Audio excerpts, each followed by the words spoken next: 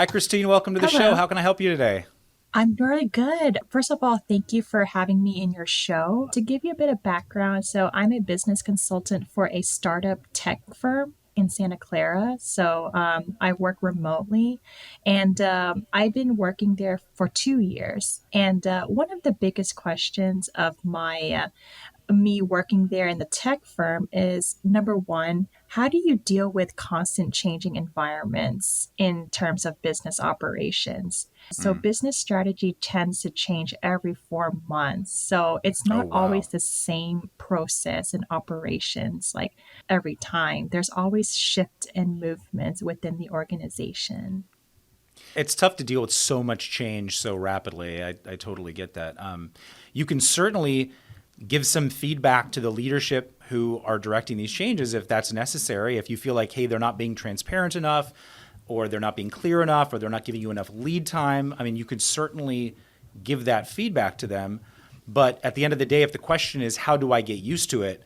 I might suggest that you won't get used to it. That getting used to such rapid changes on a regular basis is not necessarily something that a human being is mostly capable of doing. You either like that sort of environment, you like the fast-paced change, or you're just sticking around long enough for that startup phase to kind of diminish so that there's not so many changes. And eventually, maybe only once a year there's a major change, and then maybe once every 2 years. So, either you're sticking around for that and you're just holding on for dear life in the meantime, or you like the fast paced startup and lots of changes and stuff. Because I don't think there's getting used to it if you don't like it. So, I guess the question is, do you like it, and are you up for this? Are you up for taking on this challenge and continuing here? Yeah, I think compared to what I was doing before, like I feel like, I am mentally challenged. I feel like I am more challenged because as a consultant, like they go through this, they have to take on challenging projects. And I think that's what I'm geared towards because, you know, being in a fast paced environment helps you take on more challenging projects and adapt to a workplace situation like what I'm Yeah. going through right now. So I think all in all, I do like the fact that I'm feeling challenged, but then over times I feel overwhelmed Sure. because there's sometimes like you go through a phase where there's no transparency, like you Yeah. just go ahead and you do what you're being told. But So, other times, like we question ourselves, like, why is it changing? And so we have to yeah. ask, Yeah. I think the thing I have to do is ask leadership, like, what is the change? Like, why is there change? Is there an opportunity for you to give feedback to leadership? Are they open to that? Are they asking for a debrief from anybody after they make these changes? Is there any kind of review period where they can say, okay, how did we do during that change? How did we do during that pivot? Anything like that? Yeah, we have like a review period like every 6 months. Like we call this the biannual review. So we reflect on improvements that we made, like what impact did it make, and so we reflect on it like every 6 months. But most in all, like we discuss every week because it's not always Okay. a biannual thing. It's a weekly thing. Right, right. Okay. Well, listen, you're speaking the language of startups. It's fun, it's fast paced, there's lots of changes, there's lots of opportunities to get challenged in a positive way, but it's also overwhelming. There's a lot on your plate.